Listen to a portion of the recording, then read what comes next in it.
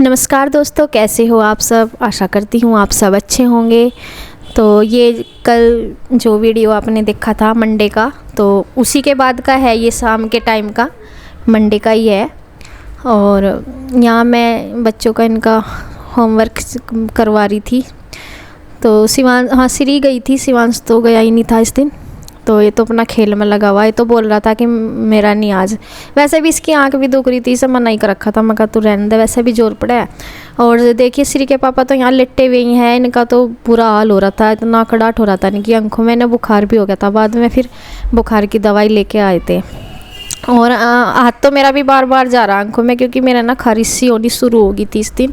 और फिर अगले दिन वही हालत हो गई थी मेरी जो श्री के पापा की। बस श्री के पापा को बुखार था और मेरा बस बुखार नहीं था, नहीं तो आंखों का वही हाल हो गया था।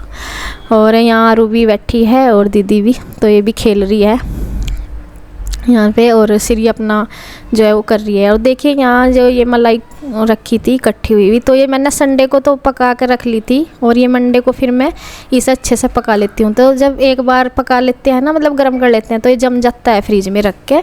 तो इसमें से लस्सी देखो निकल गई, ऐसे निकलती है। मैं चम्मच से इसे काट रही हूँ जमे हुए घी को।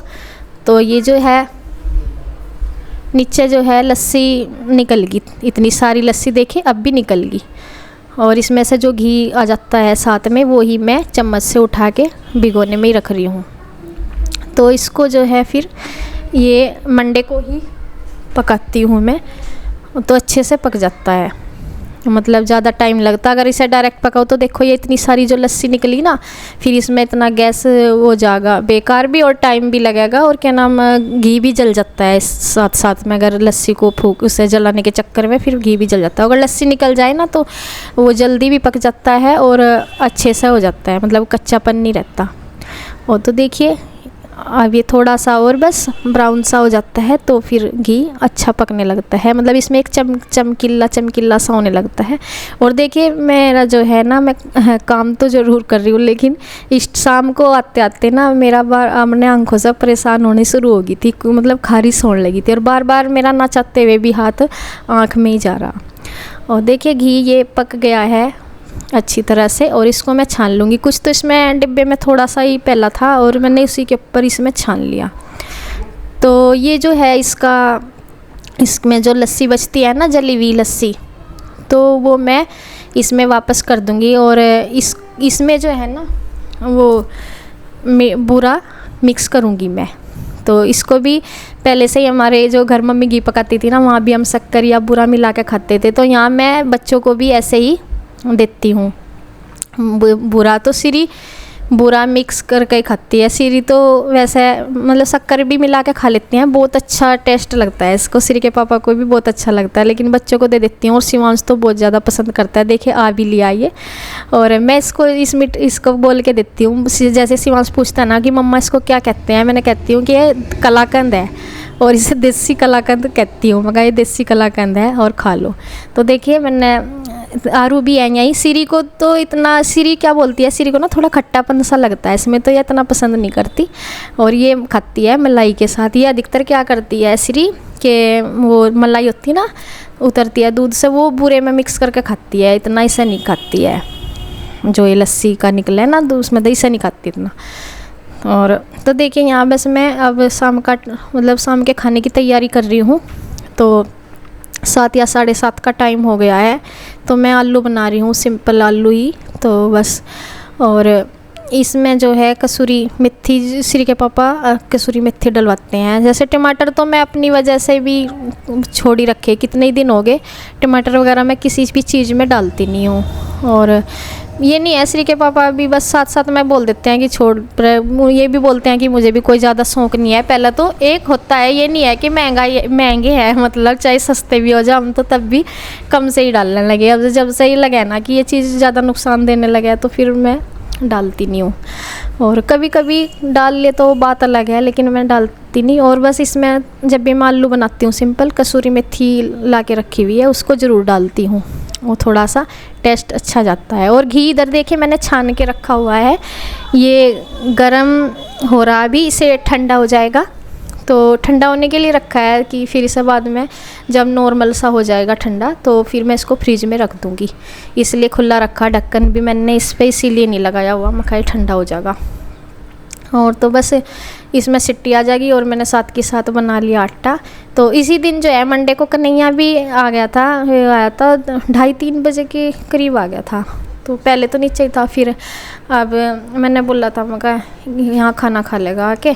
और श्री के पापा शायद उसे बुलाने ही गए हुए नीचे। मैं कहा चलो खाना भी फिर बन ही रहा है तो गरम गरम सा ही खा लेंगे। और गांव में तो जल्दी खा लेते हैं, वहाँ तो मतलब कहीं भी जैसे बाहर रहते हैं तो लेट ही खाते हैं 9-10 बजे, और गांव में सभी जल्दी ही बनाते हैं, जैसे 7 या 7:30 बजे इस तरह से ही खाते हैं।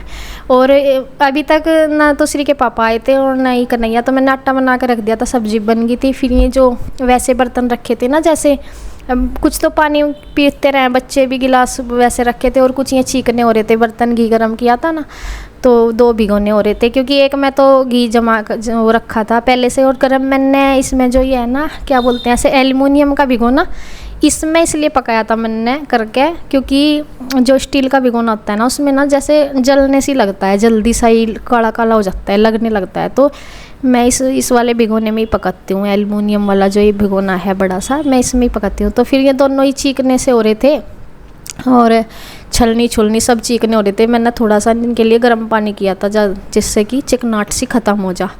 और इनके लंच बॉक्स वगैरह भी थे श्री के, क्योंकि ये बहुत सी बार बाद में निकाल के देते हैं। लो जी कन्हैया लाल जी भी आ गए हमारे यहाँ। तम का होते कन्हैया थारे लावनी आता, थारे लावनी आता आ गया नहीं, ये बताओ क्या कहना। शिवांश कौन आया? श्री कौन आया? अच्छा, और ठीक ठाक? वहाँ ठीक है सब पिंजौर में? सब बढ़िया। और गुड्डो, रोही, पीहू, ईशु सब बढ़िया। कृष्णा ठीक है? वो भी ठीक है। चलो बढ़िया। और भाई भाभी यार ठीक है सब? सब बढ़िया। चलो बढ़िया जी, बढ़िया होना चाहिए। तो देखिए कन्हैया आ गया है, श्री के पापा ले आए थे इसको भी, और दोनों भाई आ गए हैं। तो बस मैं अब दे दूँगी खाना।